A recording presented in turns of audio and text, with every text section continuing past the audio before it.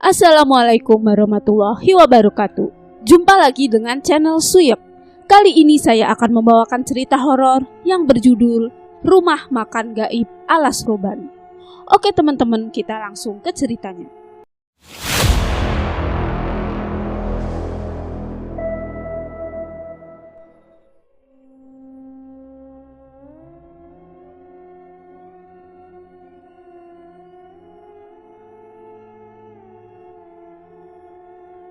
Cerita ini terjadi ketika aku dan keluargaku melakukan perjalanan dari Jawa Barat menuju kampung halamanku yang ada di Jawa Timur.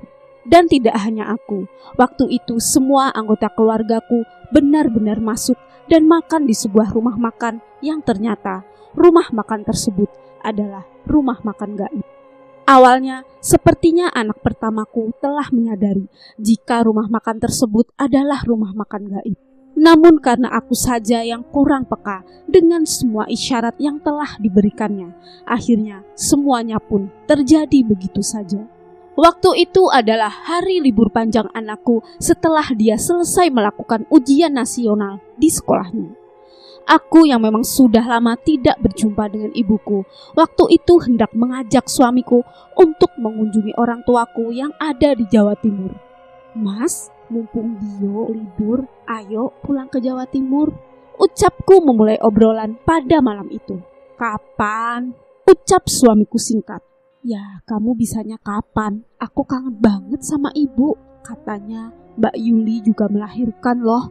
Kan kita bisa sekalian jenguk dia," imbuhku. "Iya, tapi aku atur jadwal dulu ya dek. Kerjaanku masih banyak. Mungkin minggu depan aku baru bisa. Tapi yang gak bisa lama-lama. Gimana?" terang suamiku jelas. "Iya mas, tapi kira-kira kapan? Biar aku telepon ibuku, siapa tahu beliau nitip sesuatu," sahutku. Kalau kita berangkat Kamis malam gimana? Jadi nanti kita berangkatnya setelah aku pulang kerja. Terus Jumat dan Sabtu kita di sana, dan Minggu malam kita balik ke sini. Kalau gitu kan Senin aku bisa kerja lagi," terang suamiku jelas. "Iya wes mas, terserah kamu," jawabku. "Bukannya apa-apa, kalau berangkatnya Kamis malam, aku tidak terlalu banyak cuti dek. Cutiku jadi cuma hari Jumat dan Sabtunya saja, kan minggu aku memang libur," imbuh suamiku sambil melihat kalender yang memang terpasang di dinding rumahku. "Ya sudah, Kamis depan ya berarti. Terima kasih ya mas," sahutku sambil memeluk suamiku dari belakang. Dan akhirnya aku dan suamiku pun sepakat untuk pulang ke Jawa Timur pada hari Kamis malam di minggu berikutnya. Singkat cerita, setelah beberapa hari berlalu, akhirnya hari yang kutunggu itu pun telah tiba. Benar sekali, hari itu adalah hari Kamis di mana aku hendak mengunjungi orang tuaku.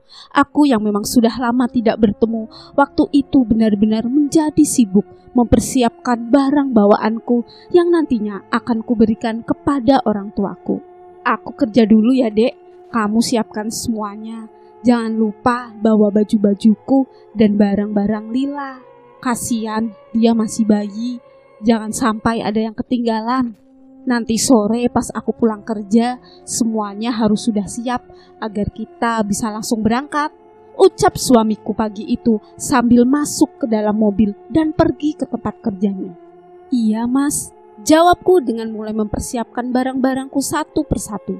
Waktu itu tentu saja aku menyiapkan semua barang bawaanku dan barang anakku yang saat itu masih balita.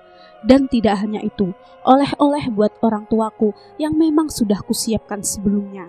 Saat itu tidak lupa juga kutata rapi agar ketika suamiku pulang nanti, aku bisa langsung segera pergi. Hingga akhirnya sore hari pun tiba. Sore itu sekitar pukul 5 sore, suamiku pun pulang dari tempat kerjanya. Dan seketika memasukkan barang-barang yang memang sudah kupersiapkan sejak pagi. "Mas, biar aku saja yang masukin semua barangnya ke dalam mobil. Kamu makan dulu dan istirahat. Nanti habis maghrib saja kita berangkat. Kamu biar gak terlalu capek. Nanti kamu nyetir jauh loh," ucapku. "Sudah, gak apa-apa dek. Kamu urusin saja baju Lila. Mudah-mudahan dia nanti gak rewel ya dek, sahut suamiku dengan terus memasukkan semua barang bawaannya satu persatu.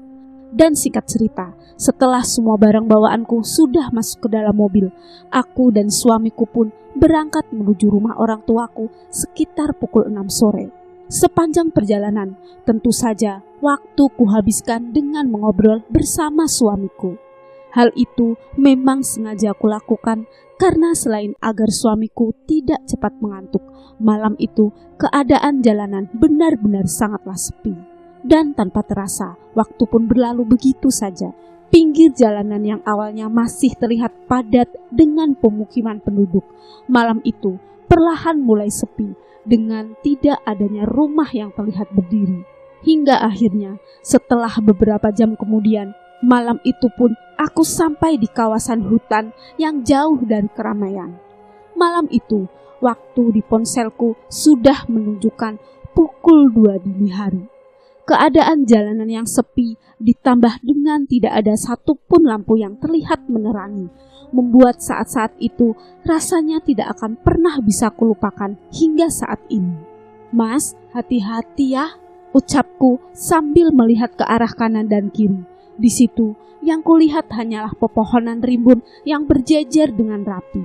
Namun untungnya, setelah beberapa saat berjalan, malam itu aku tiba-tiba melihat dari kejauhan ada sebuah cahaya kuning kecil yang ketika kami semakin mendekatinya, ternyata sumber lampu redup tersebut adalah sebuah rumah makan yang sepertinya satu-satunya rumah makan yang ada di kawasan hutan tersebut.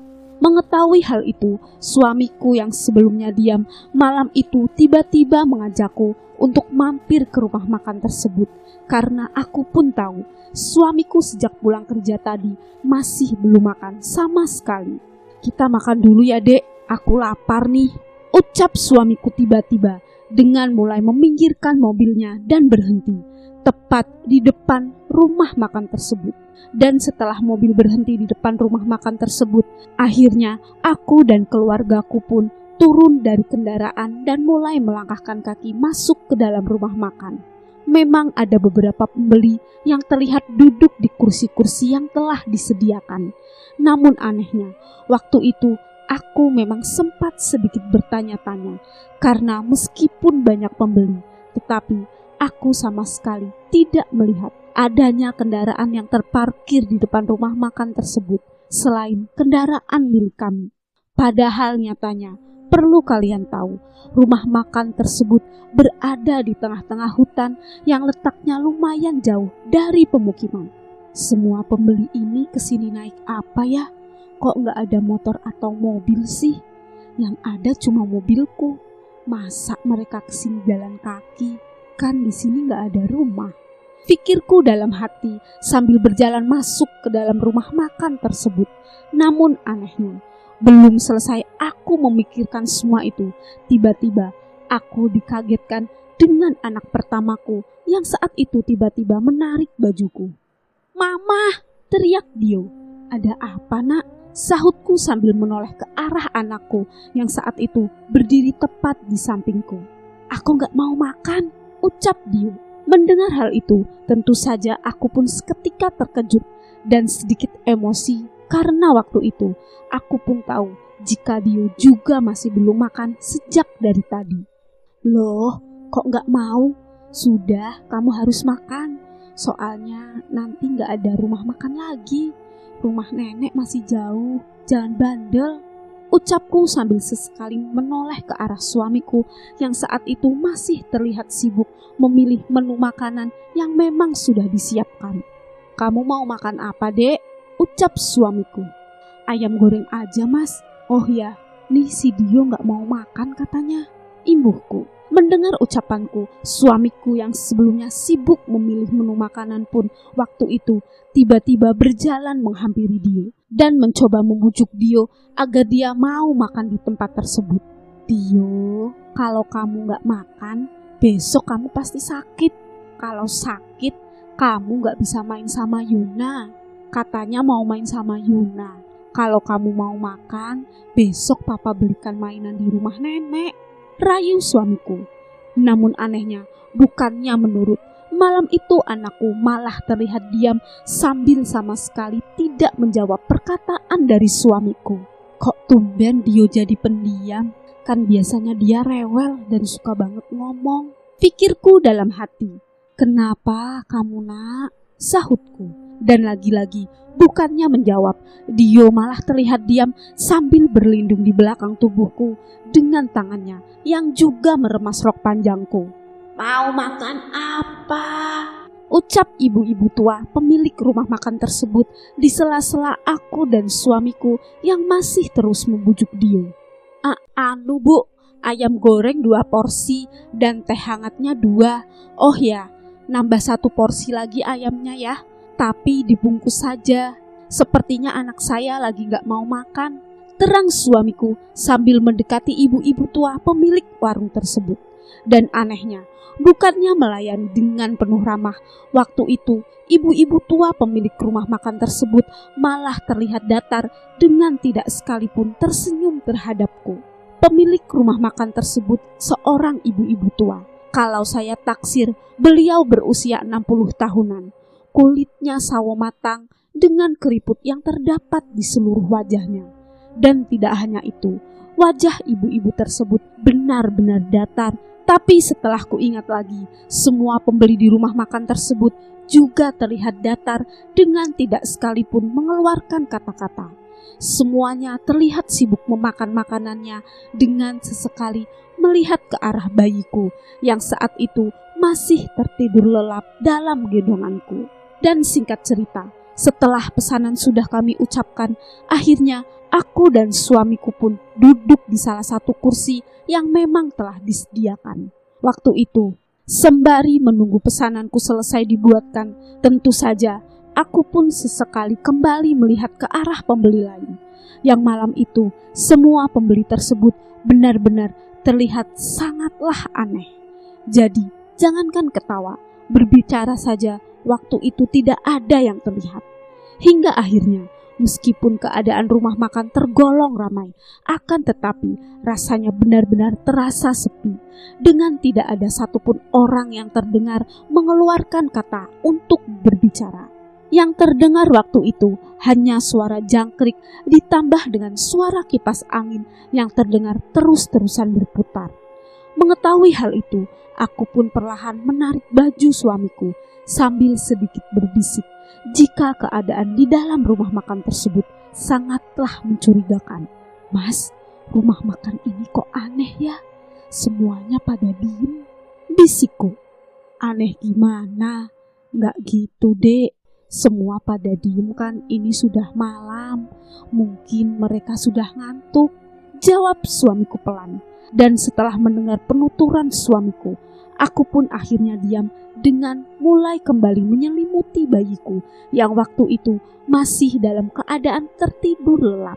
Namun anehnya, belum selesai aku menyelimuti bayiku, tiba-tiba aku dikagetkan dengan suara suamiku yang terlihat terkejut sambil memandangi ponselnya. Loh dek, masa ini sudah jam 5 pagi sih? Ucap suamiku sambil menunjukkan ponselnya ke arahku. Hah? Yang bener? Sahutku sambil ikut membuka ponsel.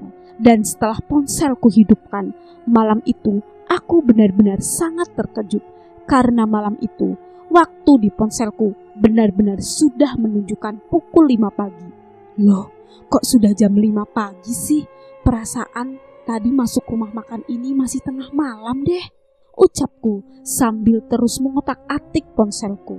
Namun anehnya, belum selesai aku kebingungan dengan semua itu, tiba-tiba ibu-ibu pemilik warung itu pun datang menghampiriku dengan membawa makanan yang memang sudah lama kami tunggu-tunggu. Terima kasih bu, ucapku pelan. Dan lagi-lagi, waktu itu ibu-ibu pemilik warung tersebut hanya diam dengan tidak sekalipun menjawab ucapanku. Mengetahui hal itu, aku pun mencoba tidak lagi memperdulikannya dan mulai mengajak suamiku untuk memakan makanan yang ada.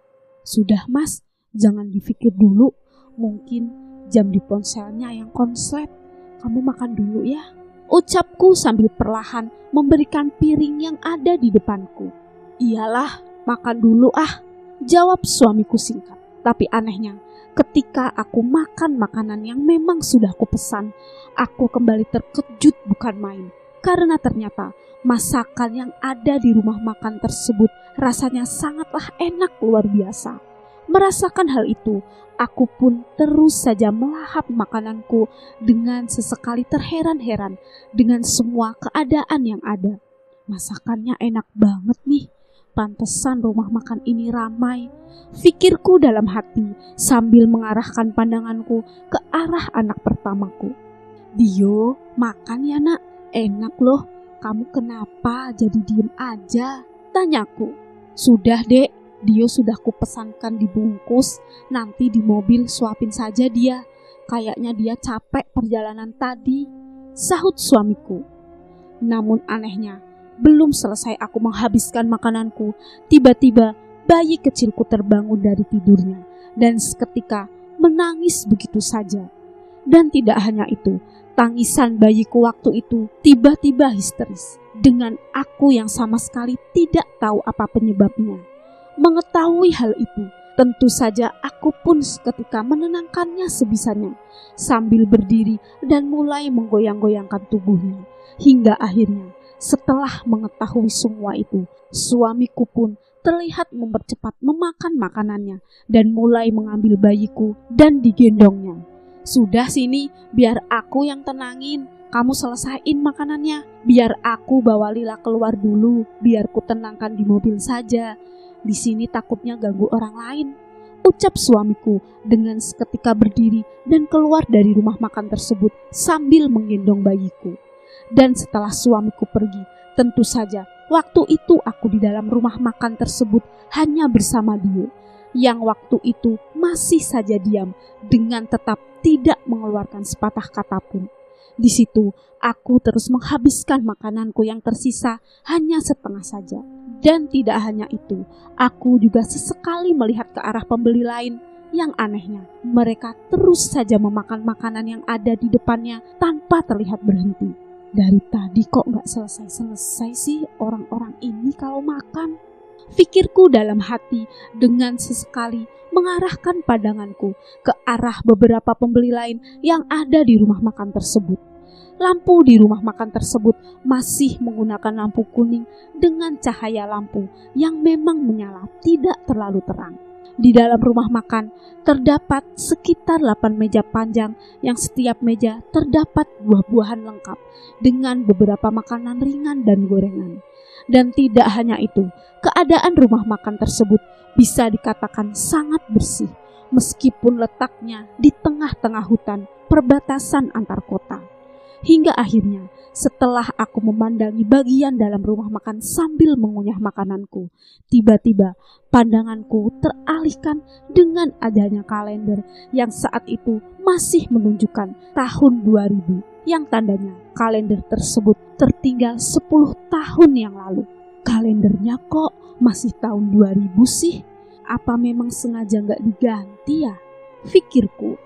Dan anehnya, belum selesai aku memikirkan semua itu, aku pun tiba-tiba kembali dikagetkan dengan tarikan anak pertamaku yang saat itu terlihat kembali menarik bajuku. "Mah, ayo pergi," rintih anakku. "Mama belum selesai makan, kok ngajak pergi?" sahutku. Dan tanpa menjawab perkataanku, tiba-tiba anakku terlihat berdiri dan pergi keluar sambil sedikit berlari, seperti anak yang sedang ketakutan. Mengetahui hal itu, aku pun mencoba bersikap biasa saja, karena aku pikir Dio waktu itu sedang menuju ke arah mobil. Itu yang ku tahu. Di situ masih ada suamiku yang sedang menenangkan bayi kecilku. Dan singkat cerita, setelah aku selesai menghabiskan semua makananku, aku pun seketika menuju ke kasir rumah makan tersebut sambil kembali melihat ke arah beberapa pembeli lain yang masih saja terus memakan makanannya. Sesampainya di kasir, tentu saja aku pun menanyakan harga dari semua makanan yang sudah aku pesan sebelumnya. "Berapa semuanya, Bu?" "Lalapan ayamnya 3 ya, Bu. 2 dimakan di sini dan 1 dibungkus. Minumannya 2 dan kerupuknya saya tadi ambil 5 biji, ucapku jelas. 15.000. Ucap ibu-ibu tersebut singkat sambil menyerahkan bungkusan ayam goreng yang memang sudah kupesan sebelumnya tersebut. Hah? 15.000? Apa nggak salah, Bu? Kok murah banget? Sahutku heran. Namun anehnya, bukannya menjawab, ibu-ibu tua tersebut terlihat hanya diam dengan terus menatap wajahku. Dan karena kurasa ibu-ibu tua tersebut terlihat sangat serius, akhirnya tanpa banyak tanya lagi, aku pun langsung membayarnya dan langsung berjalan pergi meninggalkan rumah makan tersebut. Waduh, kok aneh banget sih rumah makan ini, pikirku dalam hati sambil terus melangkah keluar. Dan sesampainya aku di luar rumah makan tersebut, aku pun seketika menghampiri suamiku yang saat itu masih berusaha menenangkan bayiku yang masih saja menangis terseduh-seduh. Lila, kok tumben ya dek, dia nangis terus loh, gak diem sama sekali, ucap suamiku.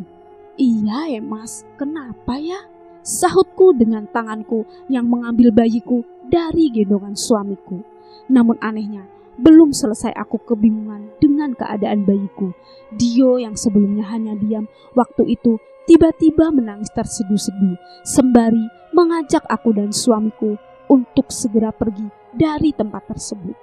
Oh, Mama, Papa, ayo pergi, ucap Dio mengagetkanku. Kenapa kamu kok nangis? Kamu sudah besar loh, sudah kelas 6 SD, kok masih nangis? Sahut suamiku. Ayo pergi Pak, cepetan, aku takut, rintih Dio. Dan karena kami rasa malam itu anakku sedang melihat sesuatu, akhirnya suamiku pun bergegas menjalankan mobilnya dan kami pun pergi meninggalkan rumah makan tersebut. Sepanjang perjalanan setelah dari rumah makan tersebut, bukannya diam, bayiku benar-benar seolah tidak bisa berhenti menangis. Dan tidak hanya itu, Dio yang biasanya jarang sekali menangis, waktu itu tiba-tiba juga ikut menangis histeris. Mengetahui hal itu, tentu saja aku dan suamiku pun kebingungan dan mulai cemas dengan keadaan yang sudah semakin mengkhawatirkan. Bagaimana kalau kita cari rumah sakit saja sebentar? Kita periksakan anak-anak kita, Mas. Aku takut mereka kenapa-napa, ucapku. Iya wes, sepertinya sebentar lagi pagi. Nanti kalau sudah pagi kita cari rumah sakit. Ini jam berapa ya, Dek? Sahut suamiku. Namun anehnya, ketika aku membuka ponselku untuk melihat waktu, malam itu aku kembali terkejut bukan main. Karena saat itu jam di ponselku masih menunjukkan pukul 1:30 dini hari. Padahal nyatanya aku masih ingat dengan sangat jelas ketika aku masih di rumah makan tadi, jam ponsel sudah menunjukkan pukul 5 pagi. Loh, kok masih jam 1:30 dini hari sih Mas? Perasaan tadi pas di rumah makan aku lihat jam sudah jam 5 pagi deh, ucapku bingung. Mendengar hal itu, suamiku pun seketika menghentikan laju mobilnya dan mulai membuka ponselnya untuk memastikan bahwa apa yang aku katakan tersebut memang benar adanya. Loh, kok jadi masih jam 1:30 sih? Ucap suamiku dengan dia langsung turun dari mobilnya untuk melihat keadaan di sekitar jalanan. Waduh, iya ya dek, ada yang tidak beres ini, imbuh suamiku sambil mondar-mandir di pinggir jalan. Mengetahui semua itu, akhirnya suamiku pun memutuskan untuk segera melanjutkan perjalanan dengan pikiran yang tentu saja sudah semakin tidak karu-karuan. Rasa takut, bingung dan heran, waktu itu benar-benar campur aduk menjadi satu.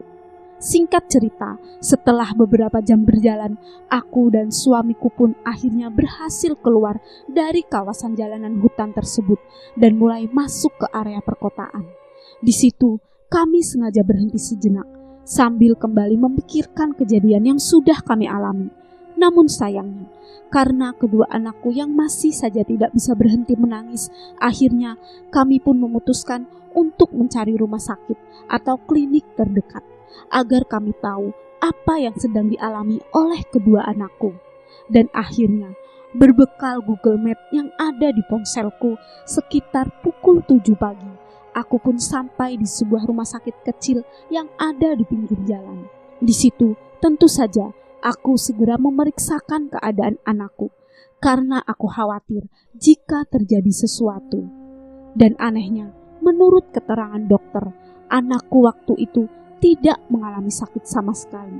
Bahkan dokter saat itu juga terlihat sedikit kebingungan dengan keadaan kedua anakku yang terus saja menangis histeris seolah sedang disakiti oleh seseorang.